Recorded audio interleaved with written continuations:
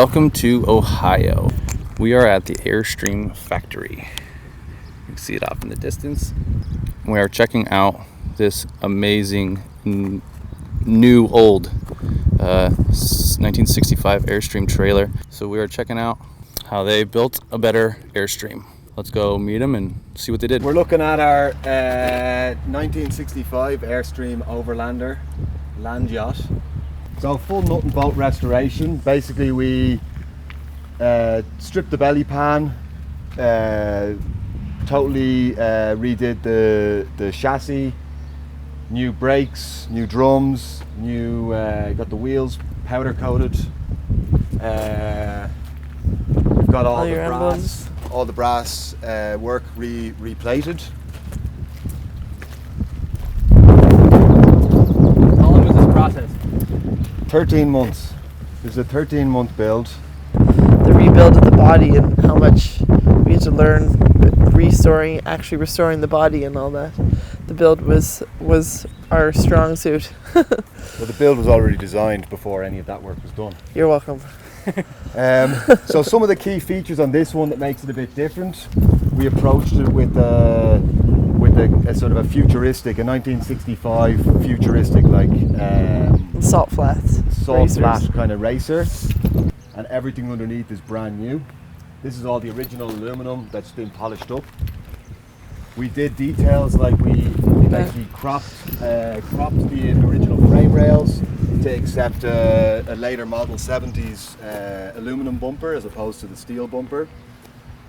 These are an aftermarket part, a reproduction part that we ended up going with in black instead of a grey. We've got a little black pinstripe as well, and then that accents the black banana wraps on the front. Pulls it all together. What about the stance of the roof? The things you took off the roof? Right, so on the roof we stripped everything off. You can see there's some little patches up there. But basically all we have now exiting the roof are the two fantastic fans. We've got the plumbing vent, and then we've got the 600 watt solar panels, and they're sort of disguised by the two teak rails. So it's a bit of a sleeper look to it. Also out here we've got our 12 volt hookup for the compressor for the tires. We've got our plug-in mains power and our water inlet. In here we went with the Truma Tankless water heater, so that runs off the propane. And up here we've got our outdoor shower. This is my favorite little bit. Yeah, this is a nice little bit. So cute. So what we did is we actually modified the original 60s shower hardware from inside and mounted it on the outside. This is our heater cooler unit. One of the specifications from the client was that it would have AC. We basically put a light smoke on the windows. I went from a 2mm glass to a 3mm glass, and then these are all reproduction trim pieces that we got done up. So full restoration on all the windows, all new glass, all new rubber seals. Here's my beautiful chair. Yeah, the chair. Robin found these chairs, and we had our good friend Remco do up this sort of saddle style leather to hold it on, and below it it's got a teak and aluminum rack that I fabricated. It's a fold-out rocking chair, redwood. Pretty nice. Very trick. We sort of searched around for the prettiest looking gas system. Plumbed it very symmetrical. I fabricated this little ash handle just to kind of accent all the other little teak and wood bits outside. I put the vinyls on. No big deal. Vinyls on. Here's one of the things we did, and probably cost me the most amount of stress, was we ended up cutting the original banana wraps off because they were quite beat up. Through research I discovered that they can be repaired. They're a lot softer in aluminum than the rest of the aluminum, but the way we'd removed them, they couldn't be repaired, so I was stuck with either trying to fabricate new from scratch, which we attempted. We made 4 close, but they weren't good enough. So I ended up going with the later 69 or 70s banana wrap, but it comes in black plastic, and that ended up having to be painted, and that ended up sort of bringing this black into the whole system. It works it all together. It works it all doesn't- together with the tires, the little black pinstripe, and then the hitch and everything all in black as well. Cool. Some plantation teak on the step here. In here, Robin can lead you through her design choices. So we went for, rather than separate rooms, this is our Social. client Steve wanted it more social, so you could host friends and colleagues in here. So we made it open concept, which I think is really nice. You get to see the full length of the bus on both ends, and each areas are designated for different purposes. So this is the dining sort of king master area, and this can all be converted into a bed. It's got this beautiful, Owen designed this beautiful magazine rack that we had in the original Airstream when we got it. And Robin's kitted it out with vintage maps. Yep, went back to the 60s and got some vintage maps on eBay. And up on there, that's the entertainment center. Up here, we Entertainment. wanted all your modern comforts, but I didn't want it to look like too new and modern. Too robot-y. So basically what we did is, this is a cool little projector system that holds a 2-hour charge. So during the day it can charge up with your solar panels, and then at night you've still got 2 hours. It's got its own speaker, so you can take it out, project it on a sheet outside.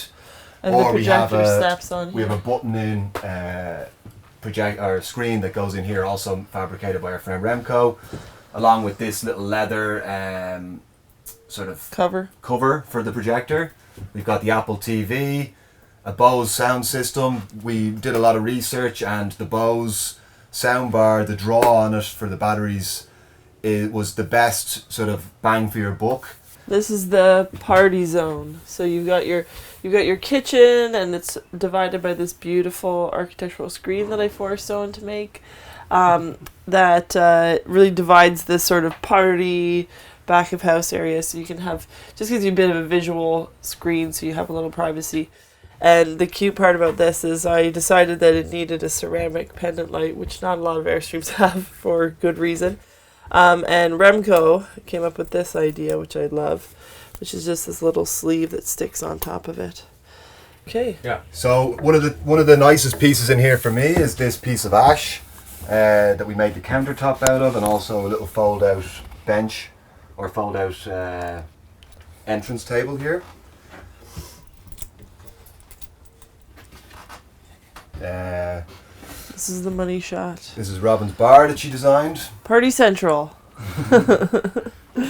This is just, I love this, but I found these glasses. They're original 1960s New York World's Fair glasses, which I thought would be really cute. Stephen mentioned he wanted nice little surprises throughout, and I think that's just a nice little thing. Even though they're glass, everything else can be bounced off the ground. This is the nice little bar kit. Let's see if I can get that open without the... Oh, there we go. You got booze in there too. Yeah, so you have your little James Bond suitcase Yeah. for entertaining. Lovely. And then what are we looking at down here? We hid it's a Dometic Cool Cat. It's a heat pump cooler unit, AC unit. Cool. And it was really black and cumbersome. Yeah, I cut it up. I cut up the original grill to make it fit more. Yeah, and in here we have Bit of our storage. kitchen areas. You got some cute little Dixie cups in the original packaging. Good. It's all about the details. It's a nice little. It's a newer unit. It's a 12 volt 110 unit. Cool. Good. It's got we took the door apart and put in a piece of the same aircraft aluminum that the walls are clad in. Mm-hmm. This is the kitchen with the Furrion gas top stove. We didn't go for an oven because you're not going to have a roast in a trailer. There's no point. And then you've got all your Here's all our levels. stuff under here. We've got our water heater here, the Truma AquaGo water heater that's we looked at earlier. Battery levels, fresh water, grey water. There's no sewage in this because we went with a composting toilet. We put in a little switch here to automatically to be able to shut off the water pump. just as a safety measure. We got these beautiful cedar and moss lights here with this cute little vintage switch to turn it on and off, which I like. Very cool sink. Yeah, lovely sink, and it looks great with its dishes, the original Melmac 60s teacups. We got the whole set, so beautiful. And then we have more little coffee and tea in here. We also went with the new Airstream LED, dimmable LED pot lights. This is the washroom, which I wanted to look like a full little wooden pocket on the outside. You've got this is one of the only things Steve asked for, which was a clock like they had at his grandma's house. So I found the only one that isn't there. They're all huge. So I was like, okay, we need something kind of teeny. And this is actually one of the only flat pieces of wall, so we couldn't put on any of these. So it works perfectly. And this is the pocket door into the washroom. You want to talk about your basin? The basin. So we went with basically we opted for a composting toilet because I didn't want sewage on board. We then picked this little stainless steel sort of pea sink, so that we have the shower and the tap faucet. We used an old vintage bath faucet, and mounted it up there so you can switch between the two. It's a wet room. It's a wet room. So like there's a drain over here, so the whole room can get wet down.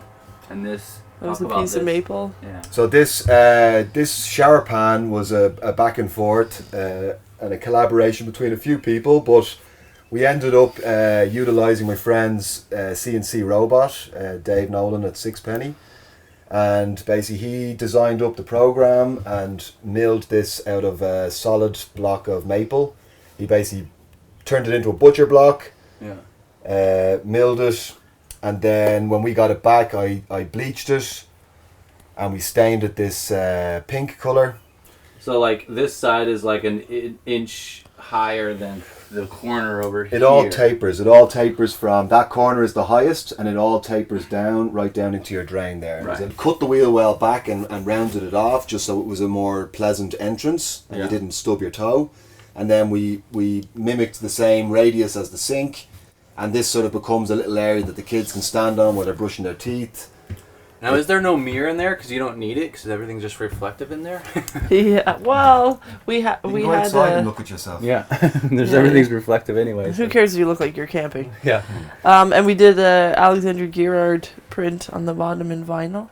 I did it because I wanted to put something with Girard in it in this thing, and we can't fit any prints anywhere, so that was a perfect opportunity. Yeah. To do it. This is the chill out zone. Pop-ups. Pop-up plugs. Cute. And then these, talk about these guys. These beauties started it all. So these are the ones that I got on eBay from Norway. And I saw these and I was like, this is it. I didn't even really have a color palette. I just knew that it would either be orange or it would be blue. And then it ended up being orange and blue. So after we put these on, we were already going to paint the two ends because they're originally fiberglass. So we painted those, and then to kind of bring them both together, we ran a line along here, because when we were in here and it was all aluminum, it was way too overwhelming. Like, it kind of made you feel ill. And so we painted up to this point, and it's beautiful because it kind of gives you this sort of feeling that you're on a ship. Yeah. So clips in up there.